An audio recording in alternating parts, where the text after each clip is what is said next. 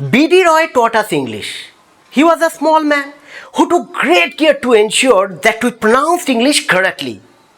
One day he told us the story of the fox and the ox.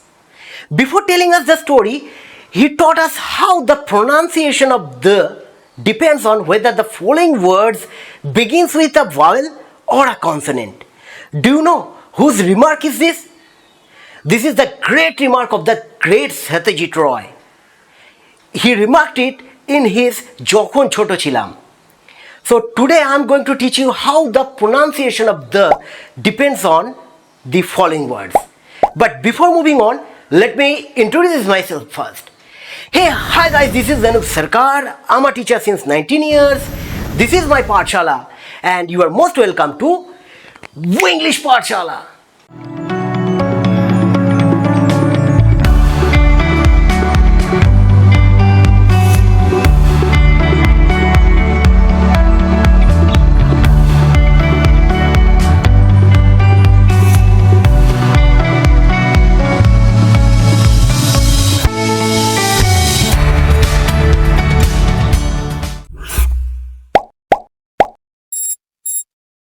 যদিও বলবো আজকের বিষয়টা কিন্তু খুব জটিল মানে কি এর ইউজটা জটিল আর এর সম্পর্কে জানাটা ভীষণ সহজ। সাধারণত আমিও কন্ট্রোল করতে পারি না, সত্যি কথা বলতে করা উচিত তাও পারি না, কিন্তু আমি চাইবো আপনারা সকলে সঠিকভাবে উচ্চারণটা করুন। চেষ্টা করছি, চেষ্টা করিও, কিন্তু খুব সাধারণ একটা জিনিস আজকে জিনিসটা শেখাবো সেটা হলো দি। এটা আমরা সকলেই জানি, বা দ্য কিভাবে উচ্চারণ করি। এক হলো দয় হর্ষি দি অথবা দয় জফলা দ, ঠিক আছে? তাহলে এটাকে কখনো আমরা দও বলি, কখনো দিও বলি, কিন্তু কখন দি হয় কখন দ হয় সেটাই আজকে বলে দেব। মনে রাখতে হবে যখন কোনো word begins with a vowel, যখন কোনো ওয়ার্ড ভাওয়েল দিয়ে স্টার্ট হবে তখন তার উচ্চারণটা থাকবে দি। দি মনে থাকবে, দি। এক্সাম্পল স্বরূপ কি দেওয়া যেতে পারে? The ox, right? The umbrella, ঠিক আছে? The igloo, right? The iron table, right? The ice cream.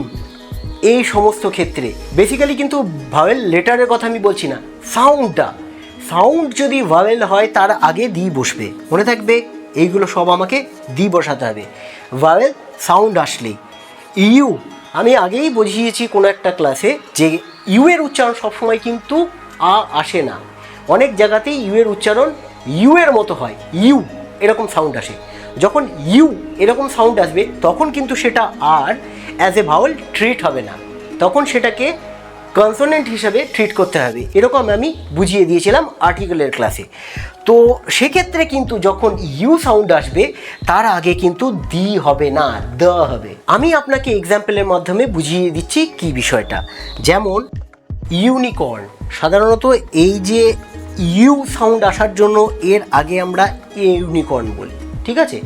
কোনো বিশেষ ক্ষেত্রে যদি দি বজাতে লাগে, পার্টিকুলারলি বলতে লাগে যে দি ইউনিকর্ন, তখন আমরা কিন্তু মনে রাখতে হবে এর সাউন্ডটা দি বলবো না, দ বলবো, দ্য ইউনিকর্ন। এটা তখন কনসোনেন্ট হিসাবে ট্রিট হবে, বোঝা গেল? বেশ। আর বাকি সমস্ত ক্ষেত্রে যেখানে আমাদের মনে হবে যে ভয়েল সাউন্ড আসছে সেখানে আমরা দি বলবো। এবার দ্য কোথায় বলবো? তা কি লিখলাম? The word which begins with a consonant sound. যেখানে কনসোনেন্ট সাউন্ড দিয়ে স্টার্ট হবে তার আগে আমাকে কি বসাতে লাগবে? দ্য বসাতে লাগবে, মনে থাকবে দ্য, ঠিক আছে? যেরকম এক্সাম্পল কি দিলাম? বেবির কনসোনেন্ট দিয়ে স্টার্ট হচ্ছে আর ব সাউন্ড আসছে।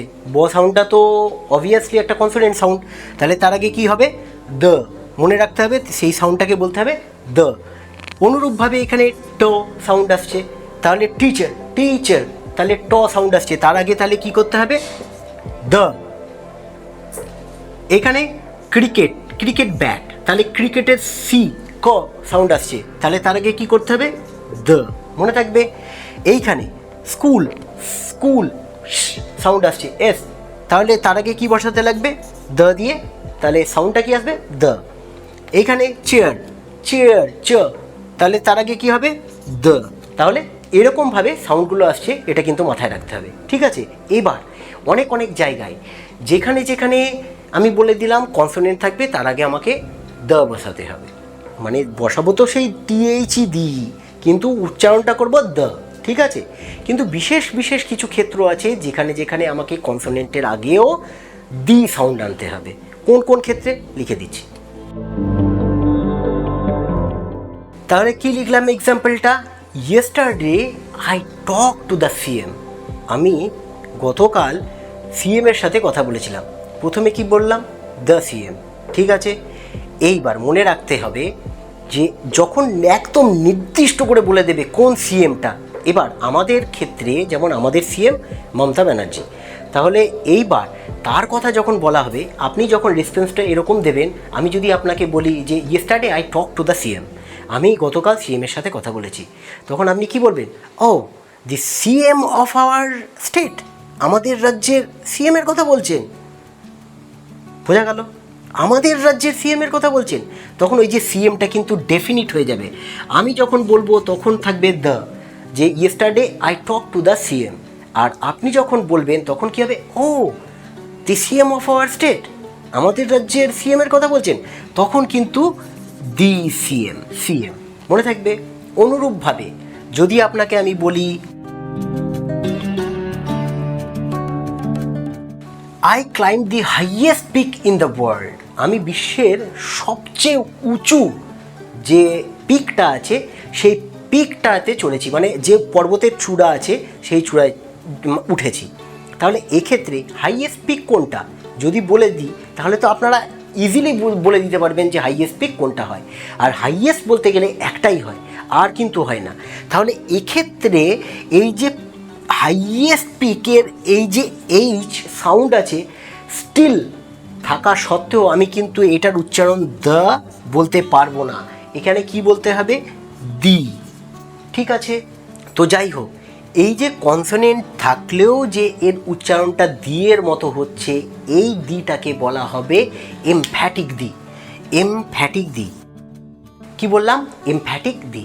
আর একটা দি আছে যাকে বলা হয় আর্কিক দি, আমি সেটাকে এবার দেখাবো। তাহলে কি এক্সাম্পল দিয়েছি? I beseech thee not to harm him. Suppose এইখানেও দি ইউজ হয়েছে, তাই তো, THEE, আর এর সাউন্ডটাও কিন্তু দি হতে হবে, ঠিক আছে? তাহলে দি যদি হয় তাহলে আরও একটা দি আসছে, এটাকে কি বলে? একে বলা হয় আর্কেইক দি। আর্কেইক দি মনে থাকবে, একে বলা হয় আর্কেইক দি। আর বিসিচ মানে কি? বিসিচ মানে হলো প্রার্থনা করা বা রিকোয়েস্ট করা। রিকোয়েস্ট করা মানে মেরো না, আমাকে ছেড়ে দাও, এই যে এইগুলো হচ্ছে বিসিচ, ঠিক আছে? দি নট টু হার্ম হিম, ওর ক্ষতি করো না। আর দি মানে হলো তোমাকে, তাহলে আমি তোমাকে রিকোয়েস্ট করছি ওকে মেরো না, ঠিক আছে? এই ক্ষেত্রে এই দিটা হলো তোমাকে, মানে হবে তোমাকে, এটাকে বলা হয় আর্কেইক দি। এইখানে আবার আই আস্কড দি, আমি তোমাকে বলেছিলাম। আই আস্কড দি, আমি তোমাকে বলেছিলাম, তাহলে এর সাউন্ডও দি আসছে। তাহলে কি কি হলো? এমফ্যাটিক দি হলো, আর্কেইক দি হলো, আর নর্মালি একটা দি আর একটা দ্য, এই হলো ব্যাপার। THE the, THE the, THE the, emphatic THEE দি, আর্কেইক। বোঝা গেল? সাধারণত এই তিনটের বিবরণ কিন্তু দেওয়া থাকে বা অনেকেই ভিডিওতে দিয়েছে ক্লাস করে, কিন্তু এইটা মনে হয় আমি এক্সট্রা দিয়ে দিলাম। আর এটা জেনে রাখবেন, এটা বহু কাজে লাগবে। আর্কেইক মানে হলো প্রাচীন যুগের, মানে ওল্ড ইংলিশে ইউজ হতো এই দিটা। ওল্ড ইংলিশে দি, দাও, এই জিনিসগুলো ইউজ হতো। এগুলো আপনারা একটু ঘাটাঘাটি করলে এই জিনিসগুলো পেয়ে যাবেন। যাই হোক, ঘাটাঘাটির যদি নেহাত খুব কষ্ট হয়ে যায়, ভিডিওটা একবার দেখে নিয়েন, খুব কাজে লাগবে। তো আমার মনে হয় ভিডিওটা খুব খুব ইম্পর্ট্যান্ট। আমরা সকলেই কিন্তু দি আর দায়ের মধ্যে এখানে গণ্ডগোল করি। তো কোথায় দি হয়, কোথায় দা হয়, কোথায় দি হয়, এইগুলো পরিষ্কারভাবে আমি এই ক্লাসের মাধ্যমে বুঝিয়ে দিয়েছি। আপনারা কতটুকু বুঝতে সমর্থ হয়েছেন আমাকে অবশ্যই কমেন্টসের মাধ্যমে জানাবেন। কোনো জায়গায় যদি মনে হয় দুর্বোধ্য লেগেছে, এই জায়গাটা আমি বুঝতে পারলাম না, স্যারকে কমেন্টস করা দরকার, অবশ্যই আমাকে কমেন্টস করে জানাবেন, হেজিটেশনের কোনো ব্যাপার নেই। যদি ভালো লেগে থাকে ক্লাসটা, একটা লাইক দিয়ে মোটিভেট করবেন, আর বন্ধুদের মাঝে, লার্নার্সদের মাঝে ভিডিওগুলোকে প্রচুর পরিমাণে শেয়ার করে দিন। এই চ্যানেলটি নতুন, এখানে শেখানো সমস্ত জিনিসগুলোই একটু ভিন্ন রকমের। আমি চাই যে আপনাদের মাধ্যমে বহু জনাকে আমি শেখাতে পারি, আর এইটুকু হেল্প আশা করি আপনারা আমাকে অবশ্যই করবেন। তো যাই হোক, যদি মনে হয় ইউজফুল কন্টেন্ট এগুলো, অবশ্যই সাবস্ক্রাইব করে নেবেন। অবশ্যই আমি ইউজফুল কন্টেন্টই আপনাদের জন্য এই চ্যানেলে নিয়ে আসি, সাবস্ক্রাইব করে নিন। তো দেখা হচ্ছে এরকমই কোনো একটা ইন্টারেস্টিং ক্লাসের সাথে। Till then, keep practising and keep learning.